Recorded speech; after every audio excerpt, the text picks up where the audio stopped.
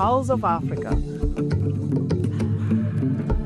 the face and voice of Africa. The story of resurgent and burgeoning Africa is here, only on the Pulse of Africa channel.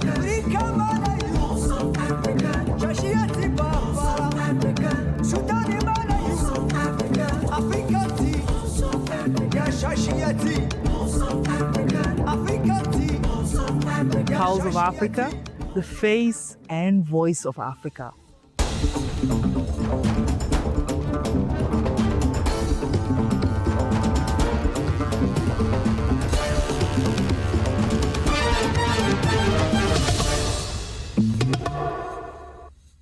Hello and welcome. I am Biniam Getana, your host for this hour's news. Stay tuned. Let's start with Kenya. Kenyan law professor Fobe Okoa on Wednesday became the newest member of the International Court of Justice (ICJ) after 4 rounds of election at the UN General Assembly and the Security Council.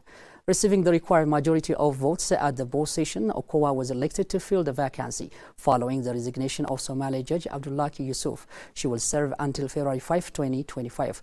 Yusuf resigned on September 30, nearly 2 years before the scheduled end of his term as a member, which was set to expire 5 February.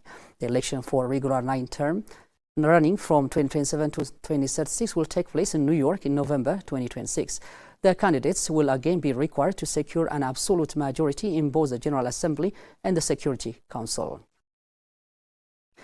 Senegal is advancing the digitization of its education administration with the launch on November 11 of Portal Bac, a digital platform dedicated to the centralized management of baccalaureate and the Concord General.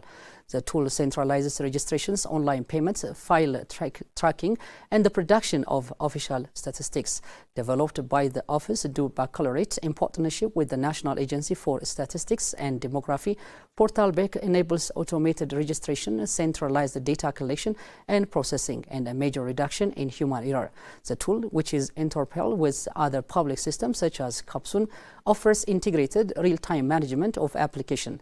Officials say it will help produce reliable statistics essential for planning in the education sector.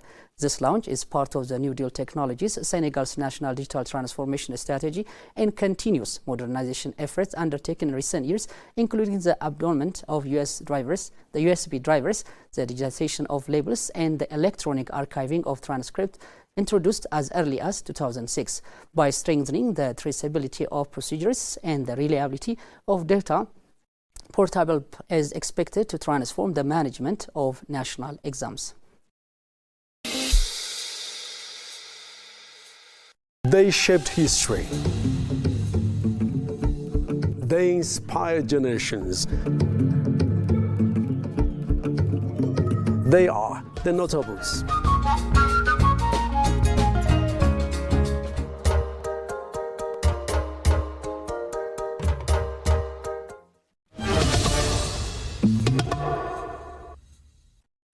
Algeria and Spain announced a renewed commitment to combat shared threats. The collaboration between the two countries, separated by the Mediterranean Sea, will focus on battling terrorism, human trafficking and drug smuggling, while enhancing cybersecurity, civil protection and road safety and disaster management.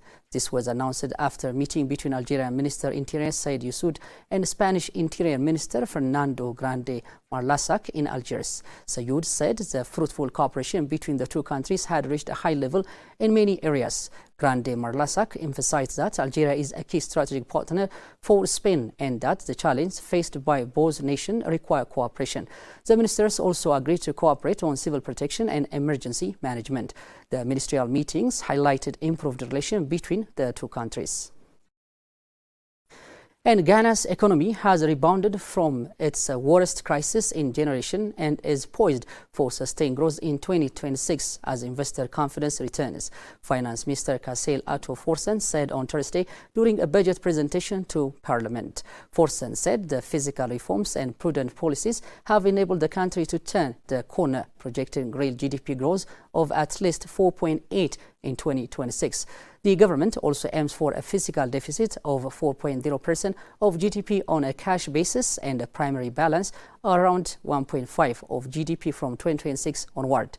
We have restored fiscal discipline, brought inflation under control, stabilized the seeds and rekindled investor confidence, Forsen said, adding that inflation is expected to stay within the target band of 8% within a margin of error of 2 percentage points either side. Ghana's consumer inflation has fallen sharply from a record 54% in January 2023. Inflation showed for the 10th consecutive months to 8.0% year-on-year in October from 9.4% in September, the lowest level since June 2021.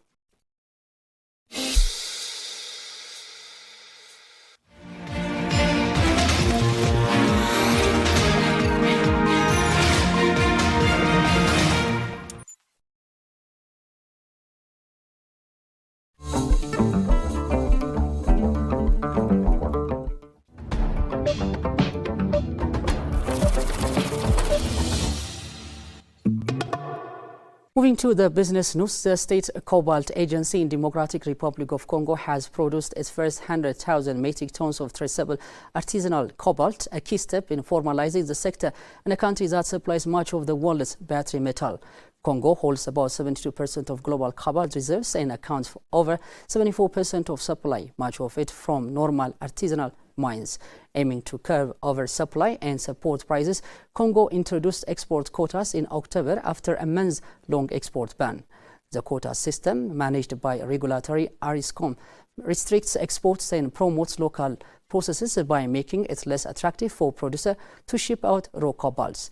Enterprise General du Cobalt, created in 2019 as a subsidiary of a state-owned miner Guinemes, announced its first 1,000 tons of traceable artisanal cobalt at a ceremony in Congolese mining town Kalwizi on Thursday. The company said the traceability model will clean up the supply chain and align production with international environmental, social and governance standards. EGC plans to expand beyond the inaugural 1,000 tons while adding refining capacity and capturing a larger share of the artisanal market, Kalala said. South Sudan's Petroleum Ministry confirmed on Thursday that it had asked for a total of $2.5 billion in the oil-backed loan from the two international firms operating in the country. The ministry confirmed it has sent two letters requesting the loans late last month. The requested funds were intended solely for official government purposes, not for personal or individual benefit, it said, adding that the requests were preliminary and that no funds have been transferred.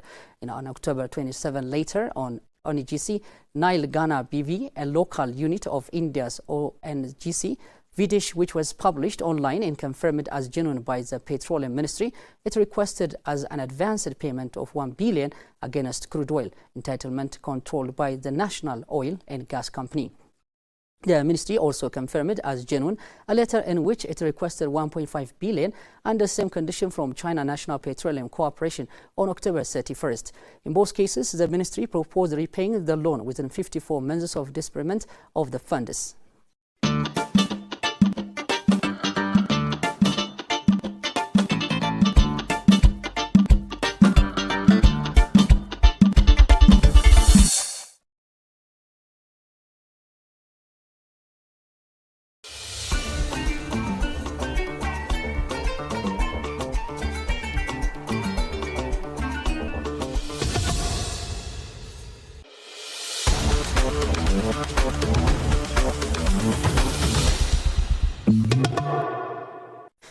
Moving on to top sport news.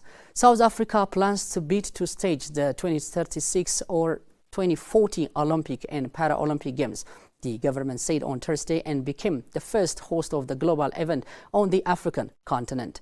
Cape Town previously bid to host the 2024 Games that were staged in Athens, finishing third in the voting behind Rome, and is likely to be the city South Africa will put forward again. The coastal city of Durban won the bid to host the 2022 Commonwealth Games pulled out in 2017 due to the financial constraint, and Cape Town status as a global tourist destination appears to make it more viable. Ahmedabad in India, Doha in Qatar, Istanbul in Turkey and Santiago in Chile have also previously confirmed their intention to bid for the 2036 Olympics. South Africa's minister in the presidency, Kumudu Nishavani, told a media briefing on Thursday that the government had already engaged with the International Olympic Committee headed by Zimbabwean Christy Country on the visibility of hosting the games, and there was a continuous dialogue. South Africa successfully hosted the Rugby World Cup in 1995, Cricket World Cup in 2003, and the Soccer World Cup in 2010, the only country aside from England to stage all there. It will host the cricket tournament again in 2027 along with Namibia and Zimbabwe. There have also been moves to host a Formula One Grand Prix in the country from 2027 onwards, which would also be the first for the African continent. Nigeria beat Gabon 4-1 after extra time to reach the African playoff final. Ako Admas scored late to put Nigeria ahead, but Mateo Liman equalized in the final minute, forcing extra time. Substitute Chidra Ekuji restored Nigeria's lead, and Victor Osimhen scored twice to seal the win. Nigeria will face DRC Congo in Sunday's final at Rabat. The winner advocates to the Intercontinental Playoff in March for 2026 World Cup spot. Now let's check the current weather forecast.